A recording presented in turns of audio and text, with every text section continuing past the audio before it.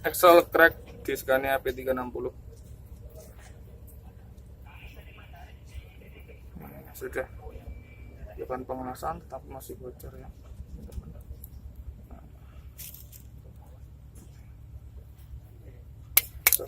56 ya, 910 ya, asalnya 910, maaf ya. Parah ini kok. Oh sampai ke sana malah ini. Ini Oh sampai ke bawah sini nah. Ini loh. Sana. Lihat kan ini kan. bocor ya, ini sesuai kan itu, tapi bocor ya.